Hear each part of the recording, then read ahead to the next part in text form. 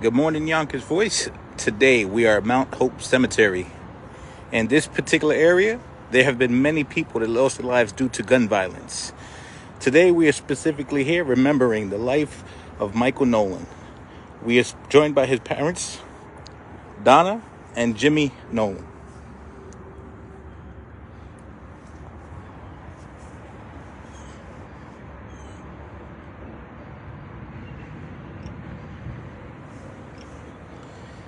Everybody, let's give a warm welcome to Donna and Jimmy Nolan.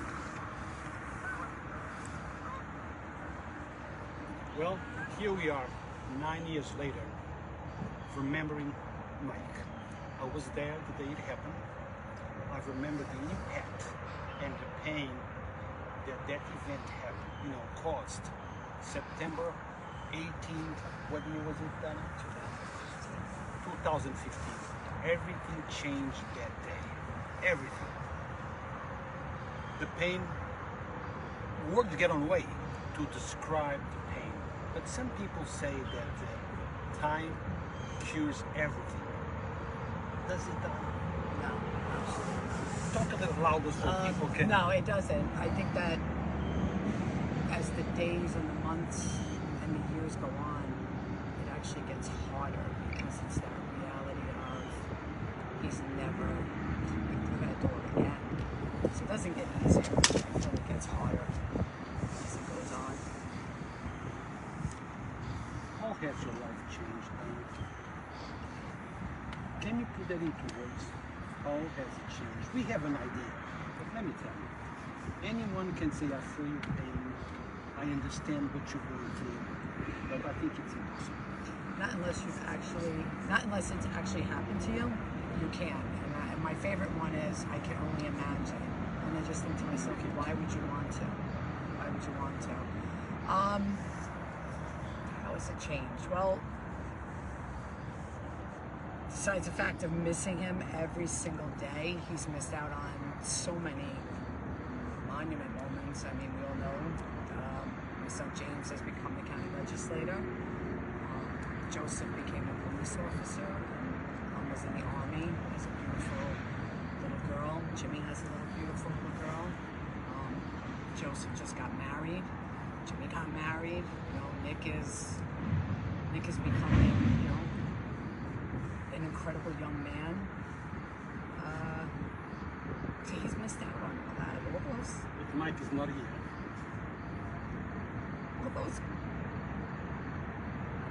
All those good memories, like he should be there with his brothers for all that. He's probably laughing his ass off, but he should be there to celebrate it with them. They were all really close boys, and he should. They were robbed of all that. He was robbed of that. He was robbed of ever getting to fulfill his dream of playing professional baseball, getting married, having his own family, and then missing out on his brothers. Seeing two brothers get married, have kids. To see Nikki. Nikki was a sophomore in high school. He's 26 years old. He's. I heard that Mike was a joker. He liked to joke around. He liked to play around. Do you remember the joke that he used to tell you guys? I know that's a lot of things going on. No, he. I went down to see him in Oklahoma for Parents Weekend, and the flight that I had got delayed. So he dropped me off at the airport because we figured we were just going in and then I would be leaving. But the flight kept getting delayed because of the weather. So I called him and I said, you gotta come back and get me. I can't leave until tomorrow. I said, don't park, just, I'll meet you outside. And I remember when he was pulling up, and as I was walking to the car, he kept pulling away, just laughing, saying, look at this homeless woman chasing me. So many different things with him. He definitely was a character. He had a great personality. Now, Jim, people say that we fathers, we are a little stronger in a certain way, that we don't face emotions the same way as mom does. But we are. Well, we do. We definitely do. I had 3 mini strokes over this. That's this morning, Mike, crying. listen, Mike was my sidekick, man. I mean, we were working around the house. He helped me lay 2,600 cinder blocks at the house. I brought him to big job sites. The kid loved construction. He could have built a building. I had him in Saunders for heating and air. The kid knew electrical work. He worked at Frankie's Electric, you know, and he enjoyed working on buildings. And I miss working with him around the house, you know. I mean, I didn't do anything around my house since he passed away. It's hard. It's hard living without him. He was like the heart of our family. Future Major League Baseball player. Yeah. Because I'm sure that before they got to that point, Jim and Donna probably went around with him to all these little leagues, games. We coached him. Yeah? Yeah, we coached him. Tell us a little bit about that. Michael, Donna, I remember the first time, who was he playing with that time? Yeah, and he was crying on the mound, and I was like, I didn't get it. He was striking everybody out, and I went out there, and I said, Mike, what's the matter? He goes, they're not hitting my ball, and I'm like, Mike, that's good. That you're doing your job, but they're not hitting my ball. How old was he? About 7, 8? Yeah, and you know, the guy who ran that league that time, he saw talent in life, and he gave him a scholarship to go to the summer. On Sundays, he used to go down to Manhattan College just for a picture. And I'm sure that so did you see that talent right there and then. Oh. He didn't realize it because he was upset they were not hitting his ball. But you realized it. Yes, yes. And especially when he got older, I used to catch. I used to have compound balls full of balls, hard balls, and he would pitch one after another, and I would catch him. I would have a sponge in the glove, and got to a point, you know, I couldn't do it anymore because he was moving so fast, and I had a lot of movement in it, you know. It's hard then. You know, this kid was throwing 95 miles an hour, 94 miles an hour, 96 miles an hour. What age? That was at 20, you know. But I used to laugh when we went into the Bronx with Dominicans. You know, like Donna, that white boy got nothing to be saying it in Spanish. And Donna would get up and say, yo, another one, sit down. I had a friend there, and she would understand them in Spanish, and she would always say, wait till it's over. It's the pop. Yonkers lost. I love black people, but Michael would have gave so much back to Yonkers. They had big plans for Mike. I can only imagine. I can only imagine. But let's talk a little bit about gun violence. Look, it's getting out of control. Okay? It's getting out of control. I don't care who is who, or who's in power, or which political, line we're following. Life is life. Okay? Life is life. And we need to do more about gun violence. absolutely. We must do more. What have you done in the last 80 years? Oh, I mean, we've been very outspoken all the time about, the bail reform. And I get it. Yes, we do need a comprehensive bail reform. But Albany has gone so far left with it, and even with the raise the age, that now you don't even know exactly what is a misdemeanor crime, what is a felony crime. When you see the same people time after time, they get arrested with a gun, we let them back out. They get arrested with a gun, we let them back out. And now the third time they get arrested, now they're taking a life. And I listen to people say, well, it's the judge's fault, and it's this one's fault, and the police aren't doing their jobs. And that's not the case, because the police are doing their jobs. I mean, we've seen it in Yonkers. I'm not saying Yonkers is, crime-free, but compared to other cities, yes. I mean, and I accredit that a lot to the Yonkers Police Department for being out there and doing their jobs. But now they do their part, and now we got to go up against the DAs, and the DAs are doing their part, but they're doing it to what they're allowed to do it to. And the judges are, well, this falls under, they're eligible for bail and they're eligible for this. And you're going to continue that to happen, even as far as mass shootings. We can control that also. But I think it's important to make it clear and to show the distinction between judges, DA, and police. Yeah. Police are doing their jobs. They are. Absolutely. They don't prosecute, they enforce, they execute the arrest, then it's up to the other side to follow through. It's up to the DA to now take what the police have given them and make a strong case so that when it is presented to the judge, that it is not a bail, that they don't get bail. Yes. Not for, I'm not saying if you steal a pair of sneakers, you have to sit in jail forever and your bail should be phenomenal. We're talking about violent But crimes. violent crimes, or when you keep getting that same person over and over again, but then we wait until they actually take a life, then we keep them. So there has to be change to the bail reform, to the raise the age. There has to be changes to those things. The discovery law. We shouldn't be working against our law enforcement, but we should be working with them, not making their job harder. Let's make it easier for them so that when they do make the arrest that they're making can be prosecuted and not make it that they're bail eligible or no bail at all.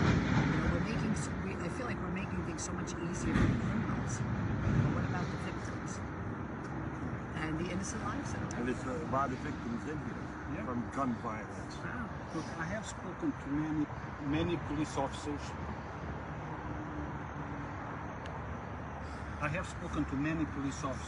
And they are as frustrated as the rest of the citizens. Because they do what they are supposed to do. And after that point, it's up to the other team to follow. So when you have a police officer that makes that arrest for somebody that just, got busted with an illegal gun and he's doing the paperwork and that same person is walking out the door, it's like, okay. And then the next night, it's the same person you're getting again. Well, and unfortunately with Raise the Age, they go in front of a family court judge, they get let out, and that record is sealed. So if they get arrested 3 nights later, that judge, now it may be a new judge, they don't know about it because we're protecting them. Why are we protecting them? I always felt, if you're man enough to pull a trigger, then you're man enough to deal with the consequences of it and be treated like an adult. It's not like they walked around with a water gun, they're walking around with a gun. I just watched a guy who was on the news yesterday morning. A 67-year-old man is driving down the street in Queens at 4 o'clock in the afternoon. He's driving home from work. One of the kids from the high school, dressed in all black, his black mask on, decides he's going to open fire. Bullet right through the window, the guy's dead. So what's going to happen to that 15-year-old when you get him? How are we prosecuting him? And that's, we're going to keep having those problems unless we change the laws that we have. And we need to be able to support our police department, the DAs, we need to support them to prove their cases and then give the judges more discretion. They're not doing that. Kathy Hochul says, well, we gave the judges a little bit more leeway, but you didn't give them enough. You didn't give them enough, not when it comes to prosecuting cases of violence. And it's going to continue. And we're going to have more people that are going to lose their loved ones to gun violence. Now, Donna, I remember meeting you at the City Hall a few years ago. You had the group of moms. I don't know if Moms Against Gun Violence. Correct me if I'm wrong on the name. Some of those moms have the kids buried right here on the cemetery behind us. That was National Gun Night Out. Mayor Spano hosted it at City Hall. I know the moms you're talking about. You're not going to name them, but no, I had 2 of them with me that they lost their sons to illegal gun violence, and then we have Moms Demanding Action. My problem with Moms Demanding Action is they focus on the illegal guns, the ARs, the AK-47s. They'll focus on, and rightfully so, gun safety, and they focus on a police shooting. Very far in field, and I can say very, very far in field, where you see Moms Demanding Action being out there for the illegal gun violence. They are a cushion for the politicians. They're a cushion. And they pick and choose. Some of these people who are running these programs, they get big salaries. Big salary, $350,000 a year. And they don't have a clue. So they're concerned with a paycheck. Listen, you could be a That's- volunteer. I don't begrudge anybody of volunteering for something that you believe in. But it can't just be about one form of gun violence and ignore the illegal gun violence. It's 2,000 black men a year who gets killed by illegal guns. They don't talk about it. Nobody talks about that. Donna, And that's you talk frustrating. about it. It's frustrating. These when you see programs these out things. there, they're getting grant money. They're a cushion for these people in Albany. This is what we want you to do. You start shouting. Well, if I'm getting that kind of salary, then I would start it. You know what I mean? But my wife cannot be bought. Her mothers can't be But bought. all my moms with The like 4,700, with okay. the forgotten mothers and the victims' rights, like they're all nobody's getting anything. Jim, but why we don't hear more about from those moms? Because look, we get together for all other types of things. I know. Okay? But we don't get together for these type of things. And today, or 9 years ago, was your kid. Tomorrow, it can be somebody else's kid. So we need to get together. We need to demand that those politicians do something, not to prevent, because no one is going to be able to prevent any shooting, but minimize or at least make sure that there is serious consequences if you decide to pull that trigger. Like you said, Yeah. if you're man enough to pull it, If you're man enough to, I mean, the minute you pick up the gun, you become a man. You become more of a man when you pull that trigger. So why can they not have man consequences? Why do we treat them as if they're children? And You know, it's we tried to. I remember boot camp when I was younger, and we tried to get boot camp started. You don't have the money for it, but just then we sad. have money for a lot of other things. We I've sure already do. thought we're spending billions of dollars on people who don't even belong here. your question to the This- moms. I think a lot of moms, I'm not speaking for all of them, but there's a lot of moms that have either gotten justice or their child's murderer has gone to jail. I know a mom who's went through a whole trial and everything, and they found her son's murderer not guilty, and they had videotape, and they had confessions and everything else, and she fought it, and she waited, and she sat through every court date, and when that jury came in and said that he wasn't guilty, that broke her heart. so the evidence didn't sustain the charges. Is that So some moms just feel like, you know, why are we going out there? You know, are we going to change anything? Is anything going to change? She had Or- mothers. You know what I'm saying? Don't. Some moms look at it as, what difference is any of this make? Nothing I do or say is ever going to bring him back. I know, and it is. So I look at it from both sides. I feel like if you just keep quiet about it and you don't say nothing, then nothing changes. nothing changes? But then sometimes you feel like But Donna, if you don't do nothing, nothing Then will nothing- change. nothing will But change. if you do something, there is a small chance that then something will change. And you're right. You're absolutely right. I agree with you on that. But sometimes it does become so stressful and just so you just say, okay, like there's been days where I've said, why even bother? You know, like he's never gonna come through that door. No matter how hard I scream, I yell, I cry, he's never gonna come through that door again. Yeah, but what you're doing might save another kid's life. Your son will never. But at least if you do something, you might be able to change or prevent something like that from happening to another guy. I guess that's the end goal, because look, what it's done, we cannot change what happened. We can help prevent. I think I consolation. no, I know, I get that, but it's you're fighting against Albany, who is so set in their ways that the laws that they've implemented are working. And you look, I mean, whether it's a newspaper, whether it's a television, or whether it's social media, there's always some form of illegal gun violence that goes on out there. And we don't put any attention on it. And then we'll have something like what happened in Georgia. But it's the same thing. It's the same exact thing. Mass shooting, all the thoughts and prayers, tougher gun laws,